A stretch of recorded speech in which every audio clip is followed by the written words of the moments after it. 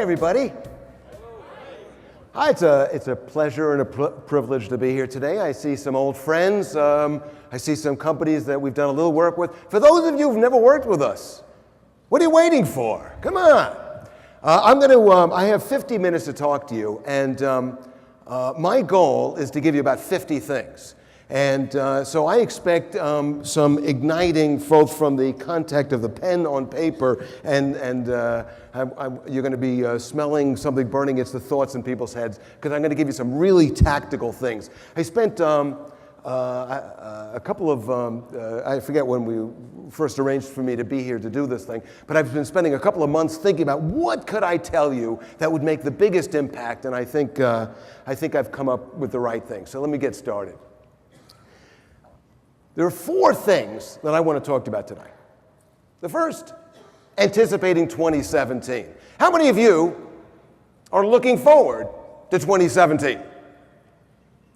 How many of you are a little nervous about 2017? You should be a little concerned, but you should be nervous, should be excited about 2017. Let me tell you one of the things, first principle I want to give to you. Very important principle. I learned this a long time ago in sales, and I encourage you to use this as the best way to stay on track. And it's probably the opposite of what we heard our first speaker talk about, but I think that it's consistent with his advice. And it's to use the power of negative thinking. Use the power of negative thinking. Let me explain. Oh, positive thinking is great. I'm not meaning to demean positive thinking. I'm sure that's fine. But nothing beats negative thinking, and let me give you an example of that. How many of you are in sales or were once in sales? Oh, good. How many of you have ever gotten a disappointing commission check? Anybody here disappointing? Not just me. Okay, good. In the old days, when I was first in sales, when they gave you a commission check, they would literally give it to you in an envelope. So you kind of had this Academy Awards moment as they would hand it to you. Even though you kind of knew what it was going to say anyway, they'd hand it to you and they're like, oh, wouldn't you open it up? And there was something about the opening it up. First of all, no matter what it says, you're always going like, I can't believe they took, half the taxes are gone here with this thing. So whether it's good or bad, you have that reaction. But if it's good, you don't analyze it. You don't go, the best you do is this. You go, you know what does that number say? What does that number say? It says, I'm a sales genius. That's what it says. You don't think about how you got that money. You just kind of go with it.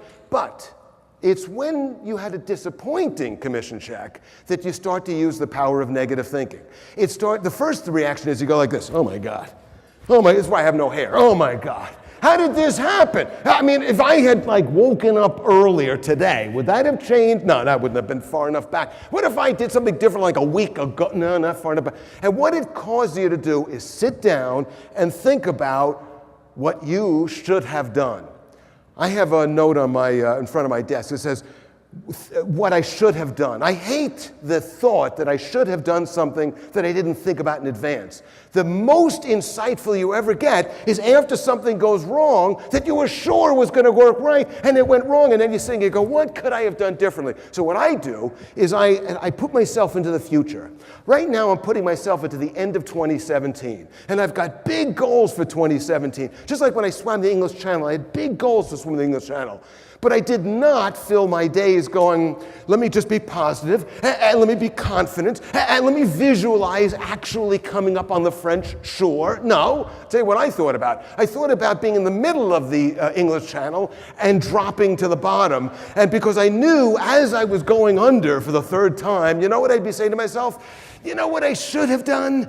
And that would have been so perfect, accurate, brilliant, except it would have been too late to enact any of that stuff. So what we want to do is we want to use the power of negative thinking. I want you to think it's the end of 2017, and it didn't work as well as we should, and now we're going, you know what I should have done? Well, today, I'm going to give you today, right this second, what you need to do now for you to be on track. So we're going to give you that. Second thing we're going to talk about is selling against the competition. One of my favorite things, I've worked with 50,000 salespeople. I personally have conducted more than 5,000 workshops. I get a chance to work with salespeople, not just in workshops. I go in the field with them. I sit I have like a backstage pass to the senior sales management of major companies, both in the media business and outside. And I sit there and I look at their Salesforce.com pipelines and I see this. So I get a real good shot at understanding how people sell. But my favorite thing, and I've worked with every kind of salesperson selling every product and service you can imagine. But in the world of media, my favorite thing there is the television salesperson selling against the competition. You could wake up a television salesperson at 4 o'clock in the morning and say, newspaper. And they go, newspaper? Oh, what are you kidding? Radio, oh, please, you're killing me with radio. And so we just want to do that with it. We're really good at switch pitching, except we try to do it in places where it doesn't really work as well. Like we go, yeah, newspaper, wow, newspaper. Radio, yeah, Google, what the heck? Facebook. I mean, first of all, those are silly names. Second of all, they've only just, we've been around 75 years. It's going the wrong direction. But I am going to show you how we're going to overcome the competition. And the way we're going to overcome the competition is we're going to use complement, enhance, not just displacement as a strategy. Because of the combination of digital and television, actually, those words are going away. There are certain words I just can't wait for them to go away. Multi-platform is one of my least favorite words. It's a clunky expression. I think the words multi-platform over the course of 2016, 2017 are going to go away, be replaced with this new expression, advertising. There is no other form of advertising. There is only multi-platform. There are outdoor companies that have websites. There's Valpak with a website. Nobody doesn't also have multi-platform, so that's going away. But because of the combination of television and multi-platform, we have some new opportunities. I want to go through them with you because we may still be thinking, and I know a lot of people are, in spite of the tips that we got this morning, I know a lot of people are still thinking the way they were in 1990. You're still thinking about the way it was in 2000. When I hear people tell me a story about something they did 20 years ago, I had a conversation with a salesperson I was talking about responding to an RFP. And he goes, oh, Steve, please. Been doing RFPs a long time. I know about responding to RFPs. I've been doing it for 20 years. I go, really? Doing it for 20 years? Really? That's good. I've been in sales longer than 20 years. Here's what I've learned. There is nothing in today's world in 2016 that works the way it worked 20 years ago. In fact, if you're doing anything the same in 2016 that you were doing in 2009, you're probably doing it wrong. Why? Because nothing is the same. Have you noticed that nothing is the same? The buyer is different. We've got multi-generational buyers. We've got different technology. We communicate different. There's not one thing we do the same, and yet I find people still thinking the same with who they're going after and how they're selling it to. So I'm going to give you a different way of looking at that. And finally, I spend a lot of time with salespeople in the trenches. I'm in the sales call with them. I'm coaching them between meetings. I'm looking at their pipeline. I'm working with their coaches. And as a result, I've picked up a couple of things from the front lines which I think are observations which can help you develop your business. So let's get started. So first of all, in thinking about 2017, and thinking about the NAB, and thinking about coming here, the first thing I thought of is, you know what would be helpful? If I could come in and give you like a big idea, that would be good. And then I thought to myself, well, if I only came up with one big idea, I could do better than that. Maybe I could do more than one big idea. So I kept thinking about it. I kept evolving. I write these speeches, by the way, up until the morning of. Like this morning, I'm still working on it. So look what I've come up with. You ready? 4 secret weapons that you have. You guys should be looking forward to 2017 because you've got 4 secret weapons. The first of those secret weapons is the most important one. It's the single most important. It's the one that when you put it into your head, it should lift you up. You should be more confident. And once you infuse your team with the confidence of this knowledge and insight, you're going to go out there and you're going to just knock everybody dead. And here's what it is. You ready? Digital. And I am a digital person. I've been in advertising a long time, but I've been on the pure play side, on the ad tech side. I'm a big believer in digital. Digital works better with television. There's the big one. It works better when you add it. It isn't an either or. It isn't but the other guy's got, the other guy's always got, here's what the other guy's always got. More reach, more targeting. No matter how many uniques, no matter how many visitors, no matter what kind of targeting, somebody's got more, better, another piece that you don't have. But when you add TV to it, it works better. Second thing you've got, let me just explain this. Because it's not just that I think that that's the case. But in May, Accenture released this report, which was done in conjunction with ABC. It puts into numbers, and I could share with you the source on this study, but what it does, it puts into numbers a very intuitive notion, which is this. I'm sitting at home, for example, and I'm watching TV, and of course I could be out of home watching it on a tablet, but I'm watching TV, and I'm in a fully immersive environment, and I'm so interested in the content, and from a digital point of view, it means I had an intention, and my point of entry and my choice of device were consistent, and I was really interested and engaged with the content. And now I'm so engaged that I grab my tablet or my phone, which is not very far away, because if I'm watching TV, where's that phone? Where's my phone when I'm watching TV? Hello? Yeah, it's in my hand already, so it doesn't have to go too far to go. And so we could totally get the concept of a multi-platform experience. Well, watch this. When you add TV to that, look what the lift is. So on the left, what you're seeing is take TV out of the equation, and you're dropping the overall ROI by 18%. Add it to, you're gaining 10%. And why would there be a difference in those two? Because the pricing structure of the two are different. But clearly, it's the television which is putting the gasoline into this engine that's making the whole thing work really well. Not only that, but if you look at it on a per digital instance, here's the effect that it has. You take TV out of the multi-platform. TV is the #1 driver of traffic to paid search. You got a client that says, I like paid search. I don't want you to go, oh, you like paid search, but TV is better. I want you to say, you like paid search? Great, because guess what I got? Paid search helper. I've got a way to increase the lift, and you don't include TV, and the lift drops by 21%, and on for display, and et cetera. So we have a great reason to be optimistic about selling digital when combined with television, and that's my big message to you. But that's not the only secret weapon you have. No. Here's another one. I work with every kind of sales team, every kind of go-to-market strategy, and so I've seen everything. I work with some companies for 20 years. I work with companies like Thomson Reuters and Moody's and companies throughout across many industries. What I see with TV, though, is that you guys are organized like the military. First of all, I could walk into a station, not know who anybody is, and I could immediately pick out the GM and the GSM. They're the military bearing, the perfect suit, the cufflinks, the look, the importance, the confidence. But the best thing is there's a support structure and there's a team structure, which is not the way digital companies are normally set up. So your competitors have a very flat organization. They hire armies of people, very bright, got to pick it up fast, and they either move on or they leave or they get let go. But it doesn't have the kind of support structure that you have. But what works against what your major strength is here is when the LSM and the DSM are not working with each other. I mean, you almost see this sometimes with trainers and managers.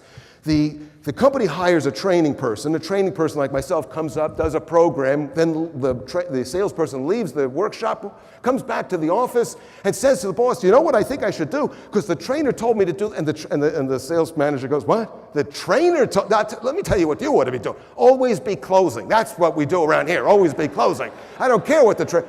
And in that same way, we have LSMs and DSMs, in some cases, not working together. Well, guess what? That always, the correlation and causation is no digital sales or limited digital sales. So make sure you're all working together on the same page. Third thing, you've got great relationships you get in the door.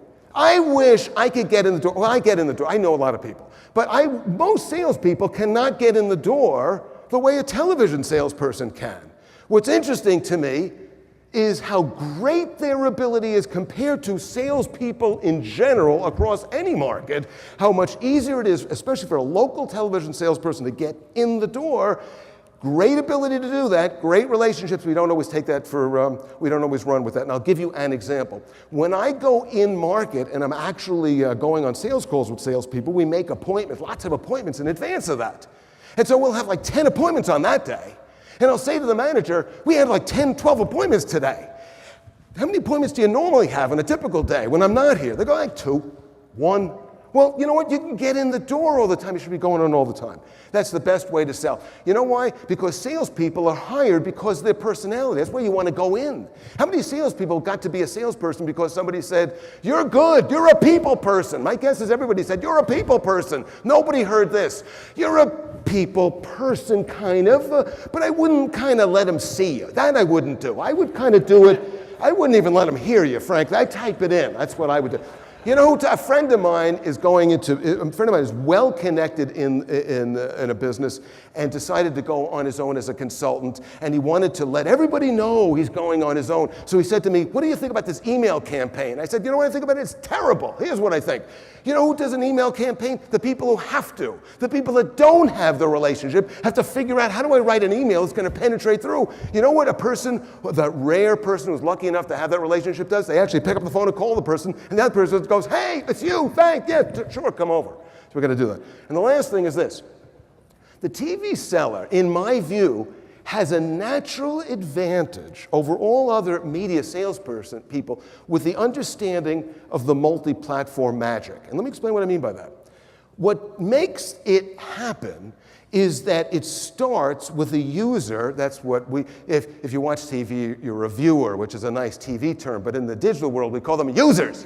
When the user is sitting on their couch and they're a real human and they're watching and they're fully immersed in content, that's what triggers off the search and the going to social and all the other ripple effects that happen as we start to measure digital. Understanding that notion of fully immersive content, premium content, best understood by television sellers, certainly more so than a programmatic seller who's not prepared at all to think like that, but very prepared to talk about targeting. So I think we could get targeting, but we've got the other piece first. So we got 4 big advantages. Okay, so how do we put all this together and sell more stuff? Well, here's what we got to do. I said to you that nothing is the same as it was in 5 years ago, that was the old days. 2 weeks ago was the old days. And now everything is different. Well, here's a big difference, huge difference. In the old days, when a salesperson showed up, you told the customer everything they need to know. In today's world, by the time a business-to-business salesperson shows up, listen to me now. By the time a salesperson shows up, the customer knows 50 to 75% of what you were going to say. Nobody's stupid anymore. It's just like we look stuff up on Google or whatever search engine you like, they look stuff up. And if they don't find you, they don't find you. And if they find you, they find you. And whatever they think they learned, that's what they believe. So what do you and I have to do to sell in today's world? It's not about convincing, it's about conveying. It's about evangelizing and educating. Evangelizing meaning cover the marketplace. Cover the marketplace. One of my least favorite things about people that have been in the media space a long time is they act like the world is like an old black and white Western. In the old black and white Westerns, the good guys wore white hats, the bad guys wore black hats. So this way, even on a black and white TV, you could see who was the In that same way, we go, who do I sell my advertising to? I guess the person whose title is buyer. Let me just make a point here. Do not go to only the buyer. TV buyers are one thing. The digital buyer, the one we make fun of, and I don't mean to make fun of anybody who's 23 years old, but the 23-year-old media buyer, we're making fun of that person. We act as if that person, they have some control. They have some No, they don't. It's not like you work your way up to becoming a digital buyer. You start there. And here's your big job in life. You're told, don't mess this up. See, you're at the beginning of a process. Don't mess this up. We've got a strategy. We've got a plan. All you've got to do is just buy. And don't make up a way to buy or rationalize how you're going to buy. We've already got that way. So if you're going to go with a newfangled, crazy notion, the buyer is the wrong person to go to. But who's the right person to go to? Well, Media Radar reported recently that 10% of all the marketing people in this country change jobs every 90 days. So first of all, we got to evangelize every 89 days just on that basis. But the other part of it is we got to think of the strategy person, the planning person. We got to go directly to the marketing people, directly at the account. I could tell you that the best multi-platform sellers in this country go agency and direct. But some people go, no, you can't go to the direct. I go, well, why not? Because the agency, you'll annoy them. And I go, yeah, are they buying anything from you now? No. Okay, so you're going to annoy them? Yeah. Well, how much worse could it get? They can't kill you and eat you. The worst it could get is what it is now. They're not talking to you. They're not buying from you. We need to get to everybody, and we need to educate. When I say educate, I like the word translate. I like the word translate. It's not just knowing digital. When I teach people digital, I teach it in what I call plain speak, understanding plain speak. What I've learned is that there are people that we're going to speak to that know more than us. There are people that we're going to speak to who know less than us. And my favorite, there are people that we're going to speak to who know less than they think they know. So there you walk in and you go, you start throwing off like pixels and 250 by 300, viewability, and they go, I haven't a clue, not a clue. Or they know more than us. So we've got to translate. The first thing I do when I talk to people is I level set. I try to get a feel for just how much they know so I can adjust. Just like if they spoke Italian and I didn't speak Italian, I'd have to adjust. We've got to do that. But in the course of evangelizing and cover the marketplace, we got to qualify. I spoke to a GSM recently on the East Coast. He said to me, I don't get any renewals every quarter. Every quarter I got to start all over again. I don't get anything that renews that I could keep going. And I could totally picture the frustration. But here's the problem, he's not qualifying. He's not qualifying. I'll tell you why he's not qualifying. And this is what you learn after 5,000 training programs and 50,000 salespeople I work with. They're not prospecting enough. When you don't prospect enough, you start selling to everybody, no matter how not qualified they might be. You walk in and the person says, you know what, I like the notion of TV, digital is good. Why don't you give me like $100 a digital? 100? Yeah, here we go. Guess what, you can't make any advertising goal happen when you do that. So what we need to do is we need to find the person who's qualified. I ask salespeople all over the world, what's qualified? What does that mean, qualified? Because every salesperson talks about qualified. I said, what does that really mean to you? This is what every salesperson, whether they're in Beijing or Singapore or Jackson, Mississippi, this is what they say. If the person potentially has a need and potentially has a budget, they're qualified. Okay, well, when do you ever meet with somebody who doesn't potentially have a need and potentially have a budget? Everybody could do that. Here's what qualified means to me. Not only would they could possibly buy, but if we did a campaign for them, it would renew and we could upsell them. If you cannot envision the renewal and upsell, then it's not qualified because we're going to spend a lot of time, invest a lot of resources up front. I don't want to do that with the wrong people. Got to think like a marketer. We can't think the way we have, but we can't simply hawk the great program. Hey, we got a program, I'm betting it's going to have a great rating. We got to think like a marketer. My favorite example is furniture. Furniture store in every marketplace. I say to the furniture, from the surface, well, who are they trying to reach? Well, people are looking to buy furniture. Oh, that's all you need to know. But wait a minute. You're going to tell me that the person that buys a dining room set is the same person that buys a small bed? Because I'm betting the person that buys the dining room set is buying for a family for the holidays, and that small table or that small bed is for an apartment, maybe by a younger person or a much older person, or a person going through a change in their life. Very different marketing. We need to think about, if you think about a furniture store, who is the market segment? And you know what? There's 20 market segments. The more segmentized we make it, the more audience segments, the more digital is going to work for us from a sales perspective. And finally, you got to present intelligently. Not like today's presentation, but I mean in general we should present it. Now what do I mean by that? Not only do you not want to be stupid, but you can't go in without the proper research. We've got to walk in there with a sense about what they are looking for, what they do, and how we're going to address that. If we've got some notion of click-through rates or conversion rates, we want to build that into our plan so we could show them what their traffic and conversions and everything else might possibly be. Give them more to work with. So we'll talk more about that. All right. Here's 2017. Ready? And this is the way I look at 2017. On the left is today. That's easy. On the right is whatever date in 2017 you want that to be. End of the year, first commission check you get in 2017, January 2017, whatever that date is. For me, it's the end of the year. So what do we need to do between today and 2017 to make our goals? Well, let's just break it down.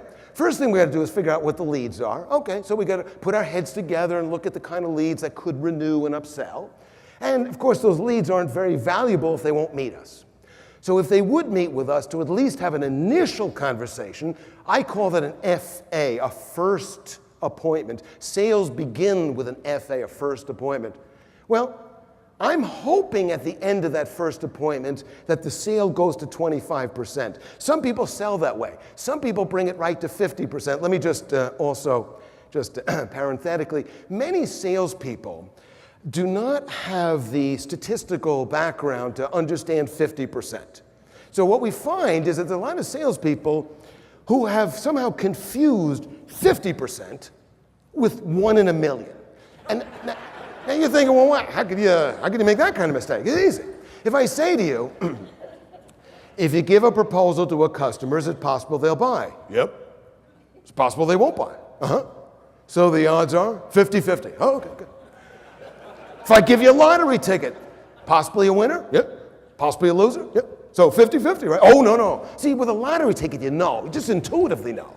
Because if the odds of a lottery ticket winning was 50-50, then every other time you bought a lottery ticket, you'd win. Half the lottery ticket buyers would be winners. That is not the case. Same with a proposal. People talk about the proposals like, I'm either going to get it or I'm not going to get it. They often do this with RFPs. I think I'm going to get it or I'm not going to get it. Really? Just historically, just up to this point in your life, what percentage of the RFPs are you closing? 5%, I say. So 5% is your historic rate, but you're thinking that this next one is 50%. Do you not get how 50% work? Anyway, I digress. Somewhere along the way, we got to get to 25, we got to get to 50. Today, this morning, I got a 90%. Let me give you an example of 90%. I got an email from a customer who I've been trying to close the sale with. The customer said to me, literally said, we've got the fish on the hook. And he was talking about his own company. He's been my internal champion trying to move everything around, and he's like on my side of this thing. And he's going to close the sale for me, which is a wonderful thing. I wrote the book, Leverage Your Laziness. So this is a leverage your laziness moment when the customer will close it for you. So I need that. And of course, eventually the contract will come and I get that. Now here's the thing though. In some cases, for 2017 to work for me, I've got to close them on an initial test pilot kind of a thing.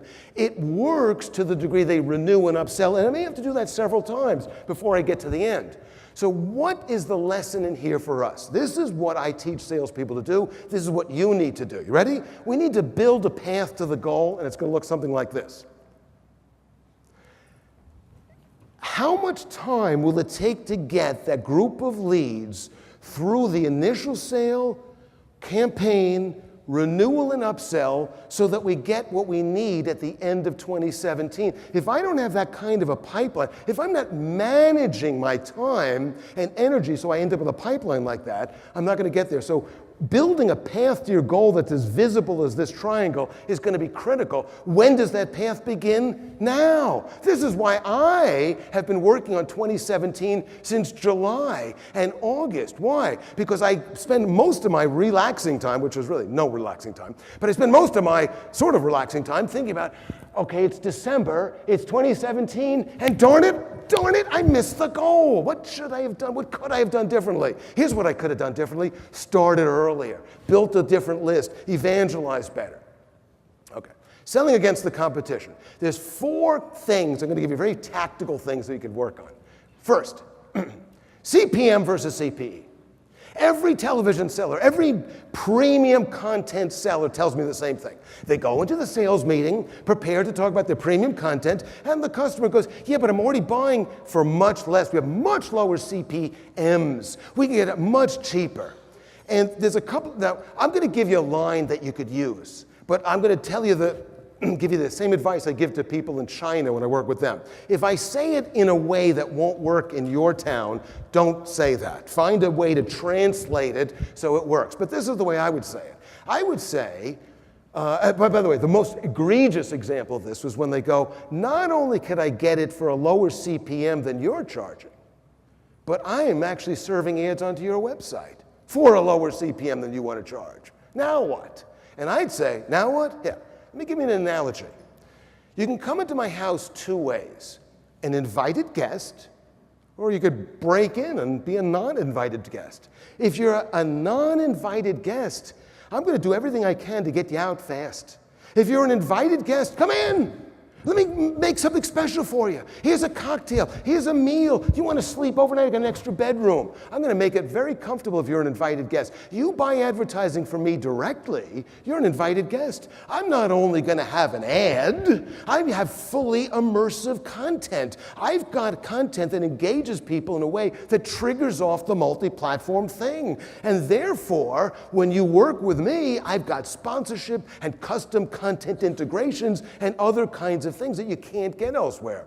But you know what? You don't make money when you serve an ad. You don't make money, Mr. Advertiser, when you serve the ad and you only paid a low CPM. You only make money when the user takes the action you wanted them to take. And in some cases, took it again and again and again. CPE stands for cost per engagement. How much media do you need to spend in order to get enough customers to come in, take the action, which is buy or become a lead, and buy again and again and again, and tell their friends about you? How much? That's cost per engagement. So how much of that cheap, crappy inventory do you got to buy, or my inventory do you have to buy to achieve the effect you're looking for, CPE? So you and I have to figure out what that cost per engagement is, especially the lifetime value. So you got to think like that. Second thing, third party versus first party. You see this a lot. Here, let me give an example. I run the traffic on my station's website. That's first party traffic. Let's say the user goes from my station website to the advertiser's site. It carries with it a first party pixel. The customer can pick it up on their analytics tool. They could say, I see that you sent a user from your site to mine, but serve an ad on an audience extension. I'm now dropping third-party cookies on that user. When that user gets to the advertiser's site, it's invisible. They're cloaked. Why? Because analytics tools are designed not to read third-party cookies. Most of the advertisers have a very low-end kind of analytics tool, which does not pick up the cookies that we're sending from traffic from our audience engagement. So that's one example of that. There's many examples of third-party, first-party. I'll give you one at the end of this list, too. Video does not equal video. Let me tell you what you go to somebody and you go, listen, we're TV, and if there's one thing we got, and in abundance, it's great video. And they go, yeah, no, I got video. No, we're doing targeted programmatic video, blah, blah, blah, blah, blah. Yeah. Okay, the devil's in the detail.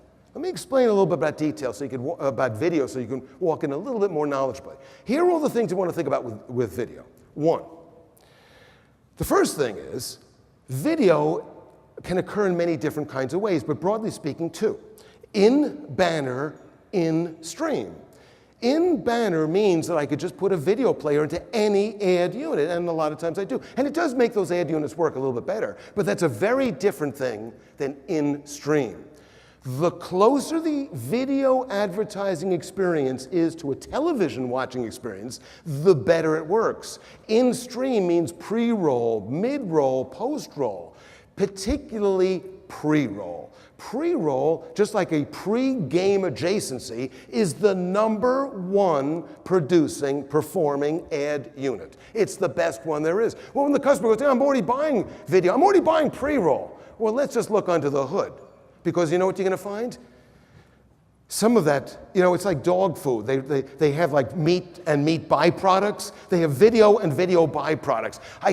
When you're serving very targeted video impressions into a local market, there just simply isn't enough scale. So to give them more scale, they kind of add some byproducts. Let's serve some ads into an in banner. Hey, some of the ads are either user-initiated, which is best practice, and gets a person to engage, or auto-initiated, which is annoying, or the new one, which is user-initiated video with no sound, which, depending on your point of view, is either good or bad. So you get that. We also have videos which are not viewable. In a world where 65 to 90% of your traffic is coming in by mobile, by mobile, your video generally is 100% in view. Not necessarily on desktop, but when they're serving ads programmatically, much of that ads much of that targeting is going to desktop. Why? Because to do that same kind of targeting on mobile, we need a very different kind of data set, which isn't as popular. They don't have cookies on mobile. They have individual device IDs. So it's a different kind of a thing. So what is the video they really getting? Are they getting pre-roll or mid-roll in a premium program? Or are they getting, first of all, do they have an awareness of what the content around their ad even is? When you serve ads, when they work directly with you, they know where the ad landed. When they work with a programmatic player, I have no idea, no visibility into where that ad landed and whether or not it really worked or whether it did what I needed it to do. And finally this, data is the treasure map. When somebody says to me, I could advertise on your site through this third party, my answer would be, when you advertise with me, you get to use my first party data. For those of you not clear about first-party data, here's my plain speak explanation of it. It's the treasure map. The data points to where the customer you're trying to reach is. We got to put the right ad in front of the right person. The data tells us the right person. Without the first-party data, we're guessing. With the first-party data, we got it. That's what we got here. So there's my selling. So once you can master those four arguments, and it takes training, and it takes practice, and it takes thinking about it. But once you get that, you're going to do very well. Now, who should we be going after? Here's some people we should be going after. Multi-platform scalable businesses. Let me give you a couple of examples. Retail store also has an e-commerce site. Multi-platform scalable business. Local airport. In many cases, the airlines are trying to get people to go to a local airport rather than to go to a bigger, more regional airport. Multi-platform scalable businesses. So we want to look for those kinds of things. When I go on with salespeople on sales calls and we're meeting with like a beauty salon, it's not a scalable business. If they got too many new customers, they actually couldn't accommodate them. Lead generation advertisers. There are three kinds of websites. Three. Content sites, e-commerce sites, lead gen sites. There's more lead gen than anything else. I love lead gen advertisers. Those are the people who are compiling an email list, a direct mail list. They've got churn on their list. They need to backfill that list. They need to find new leads. They need to optimize that lead list. They need to keep finding new ways to get more leads and get their conversion rate higher. We can help them if we can understand that they're lead gen. Let's find those lead gen advertisers. Who are they? Finance is a big one for that. Education is another area for that. Local store, national audience. I met with a company in Montana. Auto supply. He goes, I'm in Billings, Montana, but I want to compete with every other auto supply house. They don't have to live in Billings. They don't have to live in Montana. They can come to my e-commerce site and I got a whole different store there. Let's find every opportunity like that in our marketplace. The franchisor and franchisee. Now watch this argument. When I'm serving ads programmatically, I'm serving an ad based on a lot of data points. The problem is, let's say the campaign goes great. I cannot exactly replicate that campaign because I'm always looking at different inventory. I'm always serving ads into inventory I've never seen before, and not my own inventory, versus working with you. And you could replicate the same campaign. That's an important thing to a franchisor and franchisees who are looking for fairness across their entire network. So as you're talking to them, talk about the replicatable nature of what you're selling. Local agencies. Local agencies. We should be working with every local agency. I want you walking in, and by the way, if you have any trouble, call me. I'll go in with you. When people tell me that they have trouble with the local agencies in their market, I just get angry on your behalf. I just want to go in there and punch them. So we're going to walk in. There's no agencies here. So I'm going to walk in. I want you to walk in there and go, I am your back end. You've got a handful of people at this old, antiquated, not really relevant ad agency. That's in your internal voice, by the way. Externally, you just go, hey. But internally, you're going, I can't quite figure out why you still have a job because I'm doing everything an agency used to do, but I digress. And so we want to go to those local agencies and say, you know what we could do for you? Everything you can't do. With us, you become a digital shop. Without us, you're an old-fashioned, out-of-sync, non-relevant agency. But with us, all of a sudden, you can get bigger accounts than you could have gotten without us. If you become the back end to them, they're going to be better off and you'll be better off. And I put this last, but of course this is the most obvious one. These are the major categories you should be going after. Auto, healthcare, finance, retail, event. Those are going to be your hottest ones. You want to make sure that when you're looking at your lead list, there's more of those kinds of leads than anything else. And finally, the national advertisers are looking for heavy local reach, not light local reach. National advertising in a targeted way is great, but targeting is basically finding a needle in a haystack. When you do it nationally, you can find enough needles. In a local market, you can't find enough needles. If you're too micro-specific in a local market, you find two people. You go, listen, I found what I'm looking for, but it's like sometimes the ad agencies in particular like to target to death. They target to death so much that when you finish targeting, they've only got like 3 people. You go, instead of running a campaign, why don't I just call those 3 people? And we'll get. Okay. So here's my reports from the front lines from you. Here's what I'm saying. First, translating digital. It's not about knowing digital. It's about being able to describe it in a conversational way, where you're not going over yourself. You're not getting too technical, but you're explaining it and you're matching their level. Being able to grasp their level and talk to them on their level and bring in somebody who's maybe more advanced when you need to, that's the first thing I see missing. So how do you overcome that? Role playing. You got to role play. Salespeople hate role playing. We're the only profession that's in the performance business that hates to practice. Could you imagine if in football they felt the same way that salespeople feel about role play? You'd have a situation where the coach says to the quarterback, hey, do me a favor, throw the ball. Hey, run down, throw the ball, warm up your arm. And if you were like a salesperson quarterback, you'd go, Coach, I don't like to throw the ball when the other players are watching. Kind of like to do it only on Sundays when network cameras are on me. You got to role play. Customers are confused too.